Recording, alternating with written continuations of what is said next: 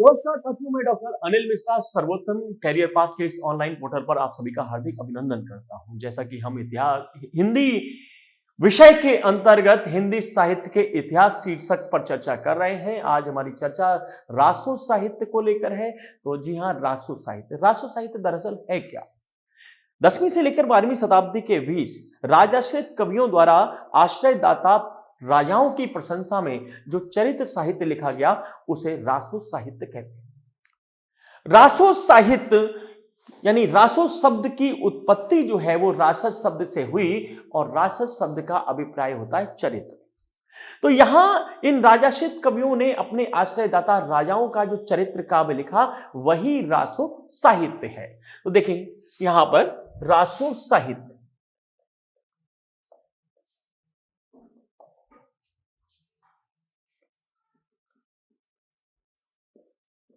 10वीं से लेकर 12वीं शताब्दी के बीच आश्रयदाता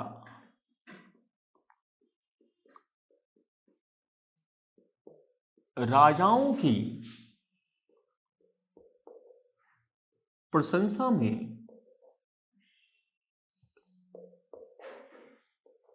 राजाश्रित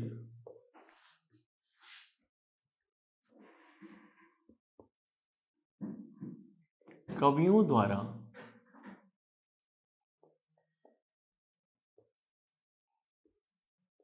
जो साहित्य लिखा गया उसे रासो साहित्य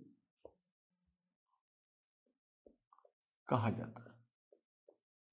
आश्रयदाता राजाओं की प्रशंसा में लिखा गया ये साहित्य रासो साहित्य के नाम से जाना जाता है। जैसा कि मैंने आपको बताया कि रासो शब्द की उत्पत्ति रासस शब्द से हुई। रासो शब्द की उत्पत्ति रासज शब्द से हुई। और अगर कभी प्रश्न आता है कि रासो शब्द से क्या अभिप्राय है, तो रासो शब्द का अर्थ होता है चरित्र।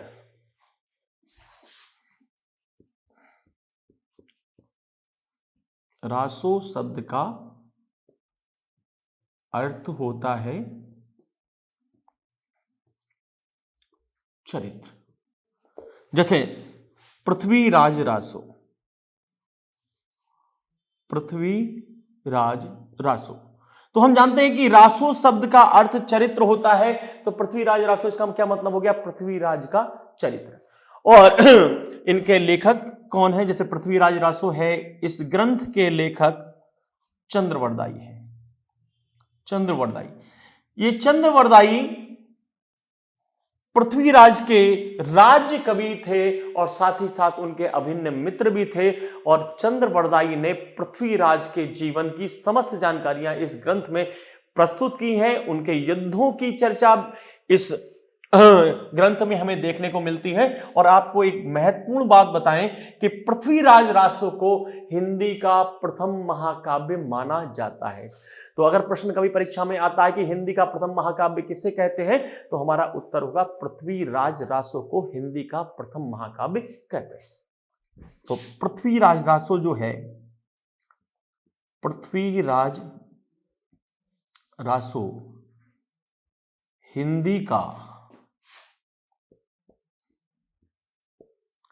प्रथम महाकाव्य। तो हिंदी का प्रथम महाकाव्य कौन सा है? उत्तर होगा पृथ्वीराज रासो। दूसरी बात, पृथ्वीराज रासो एक प्रमाणिक रचना है या एक काल्पनिक रचना है या फिर एक अर्ध प्रमाणिक रचना है? तो हमारा उत्तर होगा कि पृथ्वीराज रासो एक अर्ध प्रमाणिक रचना है। कैसी रचना है? तो यहां हम देखेंगे कि पृथ्वीराज रासो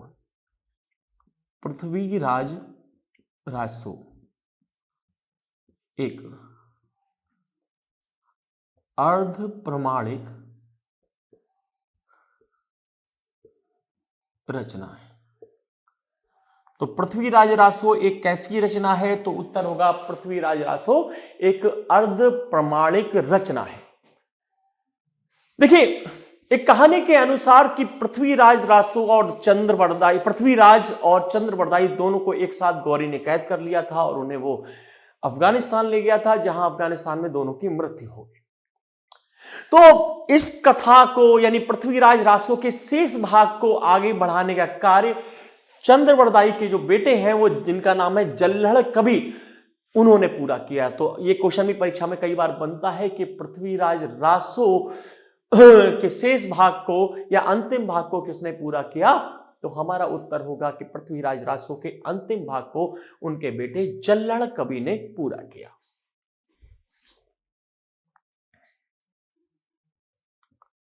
पृथ्वीराज रासो के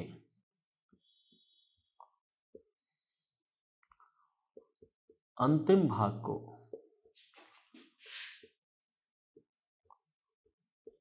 जल्लड़ कवि ने पूरा किया। तो पृथ्वीराज रासो के अंतिम भाग को किसके द्वारा पूरा किया गया? तो पृथ्वीराज रासो के अंतिम भाग को जल्लड़ कवि के द्वारा पूरा किया गया। दूसरी बात देखिए, रासो ग्रंथों की रचना अपभ्रंश भाषा में की गई। रासो ग्रंथों की रचना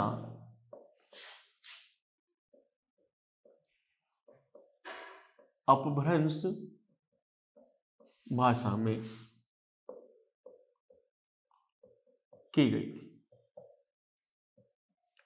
और इन रासो ग्रंथों में डिंगल पिंगल शैली का प्रयोग हुआ। जैसा कि हमने पिछले वीडियो में भी चर्चा की थी कि राजस्थान की प्रचलित शैली डिंगल पिंगल शैली का प्रयोग रासो ग्रंथों में किया गया था। तो रासो ग्रंथों में अपनाई गई शैली कौन सी है? डिंगल पिंगल शैली। तो रासो ग्रंथों की रचना डिंगल पिंगल शैली में की गई। तो रासो ग्रंथों की रचना बेटे किस शैली में की गई? तो हमारा उत्तर होता है कि रासो ग्रंथों की रचना डिंगल पिंगल शैली में की गई। आइए अब हम रासो ग्रंथों को यहां देखते हैं। तो रासो ग्रंथ, ध्यान दीजिए, तो रासो ग्रंथों पे जो चर्चा करते हैं, जैसे हमारी पहली चर्चा पृथ्वीराज रासो के बारे में हो ही गई है। पृथ्वीराज रासो जिसकी रचना चंद्रवरदाई ने की। दूसरा खुमान रासो, और इस खुमान रासो ग्रंथ की रचना दलपति विजय ने की। दलपति विजय, खुमान रासो की रचना दलपति विजय ने की थी। वीसल देव रासो, वीसल देव रासो की रचना नरपति नाल ने की थी। तो वीसल देव रासो की रचना नरपति नाल ने की। वहीं परमाल रासो, ये परमाल रासो जिसे हम आल्हा खंड के नाम से जानते हैं, इसकी रचना जगनिक के द्वारा की गई। जगनिक,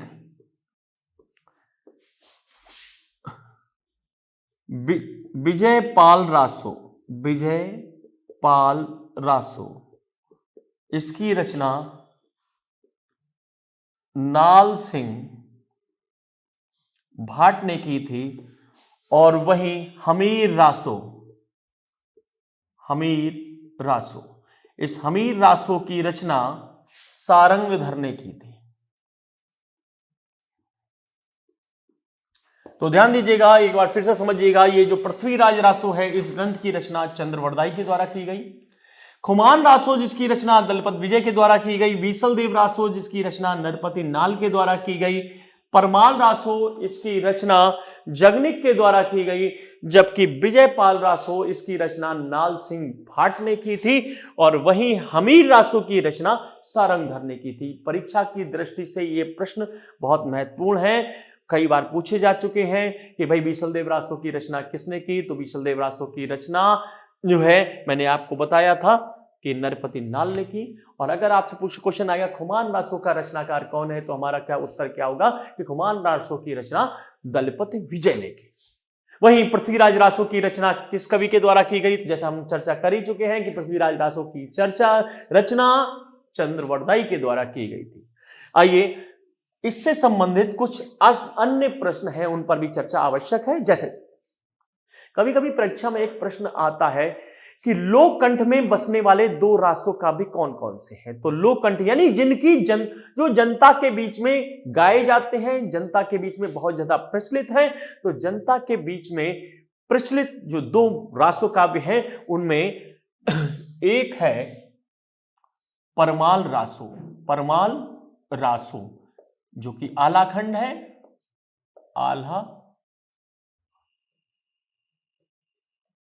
आल्हा खंड, और दूसरा है वीसलदेव रासो, वीसलदेव रासो। तो ध्यान दीजिएगा, लोककंठ में बसने वाले, लोककंठ में बसने वाले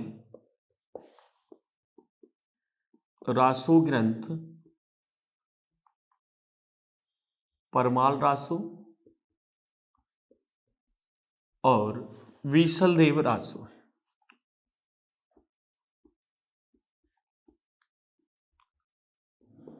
ये जनता के बीच में बहुत ज्यादा प्रचलित है, जनता के बीच में गाए जाते हैं, इसीलिए ये प्रश्न बनता है कि लोककंठ में बसने वाले रासो साहित्य कौन कौन से हैं। तो लोककंठ में बसने वाले रासो ग्रंथ परमाल रासो और बीसलदेव रासो है। ध्यान दीजिएगा। तो ये चर्चा हमारी रासो साहित्य के बारे में, एक बार इसको हम संक्षेप में देखेंगे कि रासो साहित्य है क्या। मैंने आपको बताया था कि 10वीं से लेकर 12वीं शताब्दी के बीच आश्रयदाता राजाओं की प्रशंसा में जो चरित्र साहित्य लिखा गया उसे हम रासो साहित्य के नाम से जानते हैं। रासो शब्द की उत्पत्ति आखिर किस शब्द से हुई? उत्तर है हमारा रासो शब्द की उत्पत्ति रासस शब्द से हुई। रासो का अर्थ क्या होता है? रासो का अर्थ चरित्र होता है। जैसे मैंने आपको बताया ये चरित्र साहित्य है, जैसे पृथ्वीराज रासो, तो इसका अभिप्राय हो गया पृथ्वीराज का चरित्र। तो जैसे पृथ्वीराज रासो का जो रचनाकार है वो चंद्रवरदाई है। पृथ्वीराज रासो को हिंदी का प्रथम महाकाव्य कहा गया है। और आपको बता दें इसके अंतिम भाग को चंद्रवरदाई के बेटे जल्लड़ कवि ने पूरा किया था। तो कभी परीक्षा में अगर प्रश्न बनता है कि पृथ्वीराज रासो के अंतिम भाग को किसने पूरा किया, तो उत्तर हमारा होगा कि जल्लड़ कवि के द्वारा ये पूरा किया गया। दूसरा, ये पृथ्वीराज रासो कैसी रचना है? एक प्रमाणिक रचना है, अर्ध प्रमाणिक रचना है या फिर काल्पनिक रचना है? तो हमारा उत्तर होगा पृथ्वीराज रासो एक अर्ध प्रमाणिक रचना है। दूसरी बात, पृथ्वीराज रासो यानी जितने भी हमारे रासो हैं उन रासो ग्रंथों की रचना आखिर किस भाषा में की गई? तो समूचे रासो ग्रंथों की रचना अपभ्रंश भाषा में की गई और इसमें राजस्थान में प्रचलित शैली डिंगल पिंगल शैली का प्रयोग हुआ। तो रासो ग्रंथों में हमें किस शैली का प्रयोग मिलता है? तो रासो ग्रंथों में हमें डिंगल पिंगल शैली का प्रयोग मिलता है। तो रासो ग्रंथों में पृथ्वीराज रासो, खुमान रासो, बीसलदेव रासो, परमाल रासो, विजयपाल रासो और हमीर रासो प्रमुख है। तो पृथ्वीराज रासो के रचनाकार कौन है? चंद्रवरदाई। खुमान रासो के दलपति विजय, बीसलदेव रासो के नरपति नाल, परमाल रासो के जगनिक, विजयपाल रासो के नाल सिंह भाट और हमीर रासो की रचना सारंगधर ने की थी। वहीं एक अगला प्रश्न है कि लोककंठ में बसने वाले रासो ग्रंथ कौन कौन से हैं? तो हमारा उत्तर होगा कि लोककंठ में बसने वाले रासो ग्रंथ परमाल रासो और बीसलदेव रासो है। तो देखिए हमारी हिंदी साहित्य के अंतर्गत सिद्ध साहित्य पर हम चर्चा कर चुके हैं, जैन साहित्य पर चर्चा कर चुके हैं, उसके साथ साथ नाथ साहित्य पर भी चर्चा की जा चुकी है और आज हमारी चर्चा रासो साहित्य के बारे में हुई थी। इसके साथ ही हम अन्य साहित्य इस दौर में लिखा गया उस पर भी आज हमारी एक सरसरी नजर। देखिए, रासो साहित्य की चर्चा के बाद हम इस दौर में यानी हिंदी के प्रथम काल में जो लिखे गए अन्य साहित्य की भी चर्चा करते हैं। अन्य साहित्य में ध्यान दीजिएगा, इस दौर में एक और लोकप्रिय कवि का नाम आता है जिनका नाम है विद्यापति। विद्यापति भारत के पूर्वी क्षेत्र यानी मिथिला क्षेत्र में मैथिली के एक बहुत लोकप्रिय कवि हुए हैं, जिन्हें मैथिल कोकिल अभिनव जयदेव या फिर अभिनव राजशेखर की संज्ञा दी गई थी। और ये मिथिला में इतने लोकप्रिय हुए कि इन्होंने विवाह के अवसर पर गाए जाने वाले कुछ गीत लिखे, कुछ मंगल गीत लिखे, जिन्हें नचारियां कहा गया। और ये विद्यापति की ये नचारियां पूरे भारत में प्रसिद्ध हो गईं। तो अगर प्रश्न कभी परीक्षा में आता है कि नचारियों की रचना किसने की थी, तो नचारियों की रचना विद्यापति के द्वारा की गई। और नचारियां आखिर हैं क्या, तो विवाह के अवसर पर गाए जाने वाले मंगल गीत ही विद्यापति की नचारियां हैं। दूसरी बात, मैंने आपको बताया कि विद्यापति ने कुछ मुख्य पुस्तकों की, ग्रंथों की रचना भी की थी, जिनमें कीर्ति लता, कीर्ति पताका तथा विद्यापति पदावली आदि प्रमुख हैं। तो यहां पर हम देखिए विद्यापति के बारे में समझेंगे। विद्यापति दरभंगा के राजा कीर्तिदेव के दरबारी कवि थे।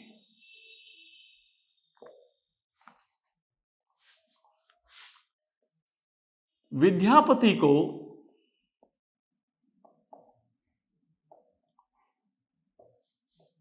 मैथिल कोकिल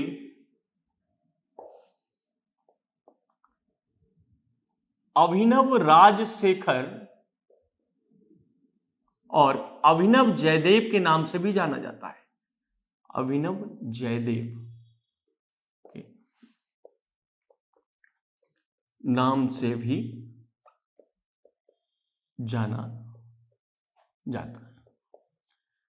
देखिए, जैसा मैंने आपको बताया था कि इन्होंने मैथिली भाषा में बहुत ही सुंदर गीतों की रचना की, इन्होंने कई ग्रंथ भी लिखे और इसी लोकप्रियता के कारण इनको मैथिल कोकिल कहा गया है। मिथिला की कोयल, मैथिल कोकिल के नाम से कौन जाना जाता है? उत्तर होगा विद्यापति। और इन्हें अभिनव राजशेखर और अभिनव जयदेव भी कहा जाता है। ध्यान रखिएगा, विद्यापति को अभिनव राजशेखर और अभिनव जयदेव भी कहते हैं। ये मिथिला में बहुत लोकप्रिय हुए थे और उनके जो ग्रंथ हैं वो कौन कौन से ग्रंथ हैं? तो विद्यापति ने, ध्यान दीजिएगा कि विद्यापति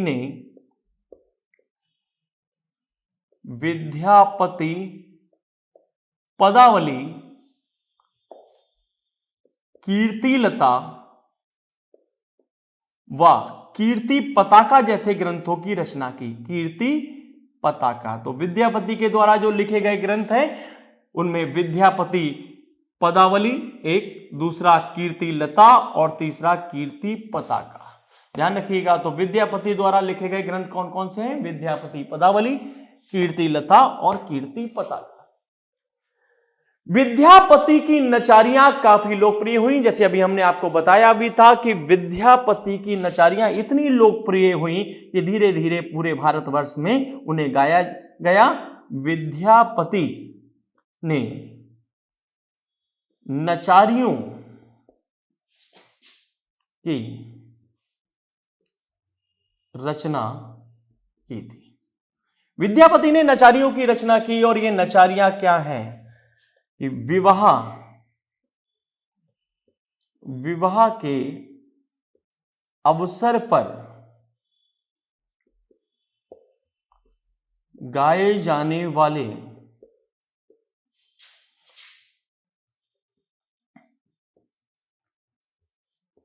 मंगल गीत ही विद्यापति की नचारियां। ध्यान दीजिएगा, तो नचारियां आखिर है क्या? कि विवाह के अवसर पर गाए जाने वाले मंगल गीत ही विद्यापति की नचारियां हैं। तो विद्यापति अपनी नचारियों के कारण काफी लोकप्रिय हुए। तो देखिए, विद्यापति को किस नाम से जाना जाता है? विद्यापति को मैथिल कोकिल, अभिनव राजशेखर या फिर अभिनव जयदेव के नाम से जानते हैं। ये दरभंगा के राजा कीर्तिदेव के दरबारी कवि। दूसरा, विद्यापति ने अपने ग्रंथों की रचना किस भाषा में की? तो विद्यापति के ग्रंथों की जो भाषा है वो मैथिली है। तो विद्यापति मैथिली भाषा के कवि थे। मैथिली भाषा के कवि थे। परीक्षा में कभी प्रश्न बनता है कि विद्यापति ने अपने रचना या अपने गीत किस भाषा में लिखे? तो विद्यापति ने मैथिली भाषा में अपने गीतों की रचना की थी और इन्होंने कीर्तिलता, कीर्ति पताका और विद्यापति पदावली नामक ग्रंथों की रचना की। दूसरी चर्चा हमारी अमीर खुसरो के बारे में। हिंदी के प्रथम काल में एक अन्य नाम अमीर खुसरो का भी आता है। अमीर खुसरो जो दिल्ली के 8 बादशाहों के दरबार में रहे थे। खासतौर से अलाउद्दीन खिलजी के समय में इन्हें काफी लोकप्रियता हासिल हुई और दिल्ली के प्रसिद्ध सूफी ख्वाजा निजामुद्दीन औलिया, जिनके अमीर खुसरो बहुत ही मुरीद थे, जिनके शागिर्द थे और जिन अमीर खुसरो ने अपने मरने के बाद कहा था कि मेरी कब्र ख्वाजा की दरगाह के बराबर में हो, और उन्हें बाद में ख्वाजा की दरगाह के बराबर में ही दफना दिया गया। इन्हीं ख्वाजा निजामुद्दीन औलिया ने अमीर खुसरो को तोताए हिंद की उपाधि से नवाजा था। तो अमीर खुसरो की हम चर्चा करते हैं। अमीर खुसरो जो दिल्ली के 8 बादशाहों के दरबार में रहे थे। अमीर खुसरो दिल्ली के 8 बादशाहों के दरबार में रहे थे। अमीर खुसरो को हिंदी खड़ी बोली का जन्मदाता भी माना जाता है। तो हिंदी खड़ी बोली का जन्मदाता कौन है? अमीर खुसरो। अमीर खुसरो को हिंदी खड़ी बोली का जन्मदाता माना जाता है। परीक्षा की दृष्टि से यह प्रश्न बहुत महत्वपूर्ण है कि हिंदी खड़ी बोली का जन्मदाता कौन है? हिंदी खड़ी बोली का जन्मदाता अमीर खुसरो है। अमीर खुसरो का जन्म पटियाली में हुआ था। एटा जो आज जिसकी एक तहसील थी कासगंज आज एक जिला बन चुका है, जिसे काशीराम नगर के नाम से जाना जाता है। और इसी कासगंज की एक तहसील है जिसका नाम है पटियाली। तो अमीर खुसरो का जन्म एटा के पटियाली में हुआ था, यानी वर्तमान के काशीराम नगर के पटियाली में इनका जन्म हुआ था। और इनके बचपन का नाम था यामुनुद्दीन हसन। ये दिल्ली चले आए थे और अपनी कविता के कारण ये बहुत ही लोकप्रिय हुए। दिल्ली दरबार में इन्हें राजाश्रय मिला और ये दिल्ली के 8 सुल्तानों के दरबार में रहे। ख्वाजा निजामुद्दीन औलिया के ये बहुत बड़े मुरीद थे और इन्होंने कई रचनाएं ख्वाजा निजामुद्दीन औलिया को समर्पित की और इन्होंने मरने के बाद एक वसीयत की थी कि मेरी कब्र को जो है ख्वाजा के दरगाह के बराबर में बना दिया जाए। तो मरने के बाद इन्हें ख्वाजा की दरगाह के बराबर में दफना दिया गया। अमीर खुसरो ने कई रचनाएं भी लिखी। तो ध्यान दीजिएगा, अमीर खुसरो को तोता ए हिंद की उपाधि ख्वाजा निजामुद्दीन औलिया ने दी थी।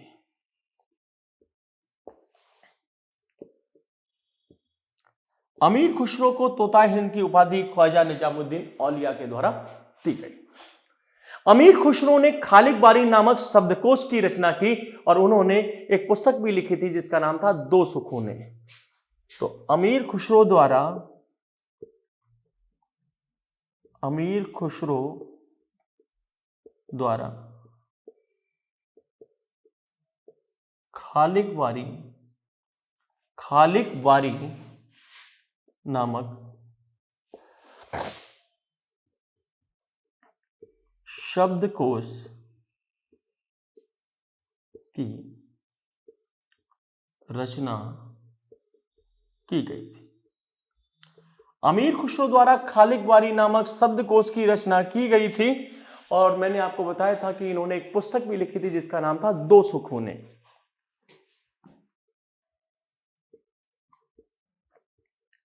अमीर खुसरो ने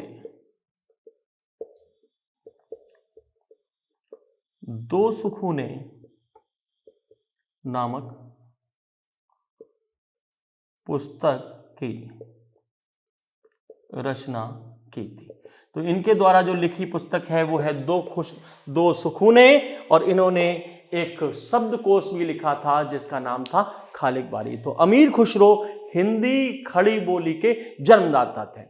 इन्होंने उस दौरान कई गीत भी लिखे। आज तक उन गीतों का असर है पंजाब में और भारत में सूफी साहित्य के अंतर्गत, सूफी गीतों के अंतर्गत अमीर खुसरो के अनेक गीत लिए गए हैं। एक बहुत लोकप्रिय गीत है छाप तिलक सब छीनी तो से नैना मिलाए के। ये बहुत लोकप्रिय गीत है जो आज भी गाया जाता है।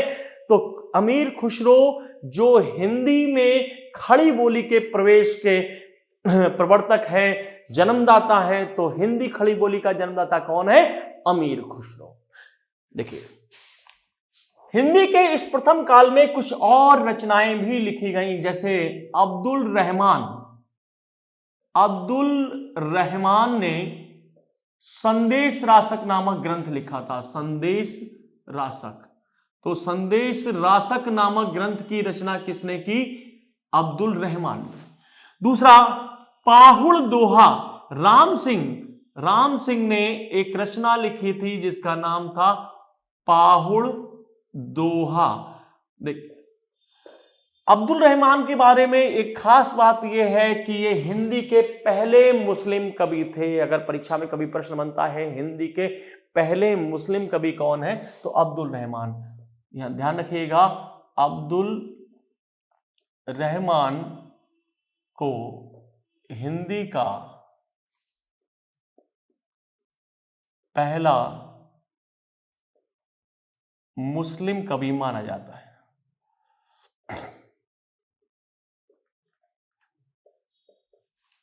अब्दुल रहमान को हिंदी का पहला मुस्लिम कवि माना जाता है। ध्यान रखिएगा, बहुत इंपॉर्टेंट है कि हिंदी का पहला मुस्लिम कवि कौन है?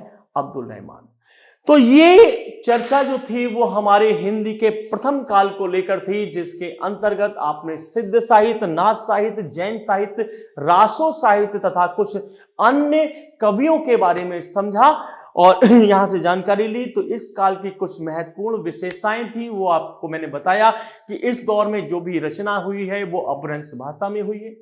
दूसरी बात, खास तौर से युद्धों के कई प्रसंग जो है इन काव्यों में आए हैं और इसीलिए इस काल में वीर रस की प्रस्तुति हमें दिखाई देती है और युद्धों का सजीव वर्णन दिखाई देता है। खास तौर से रासो ग्रंथों में जिस शैली का इस्तेमाल किया गया वो डिंगल पिंगल शैली थी और इस काल में ये हिंदी की एक शुरुआत थी। खड़ी बोली का भी एक प्रारंभिक काल था, जैसा कि मैंने आपको चर्चा की कि अमीर खुसरो जिसे हिंदी खड़ी बोली का जन्मदाता माना जाता है। तो इसी चर्चा के साथ आज के वीडियो में हम विराम लेंगे। अगले वीडियो के साथ हम हिंदी साहित्य के दूसरे दौर यानी दूसरे युग भक्ति काल की चर्चा करेंगे। तब तक के लिए धन्यवाद।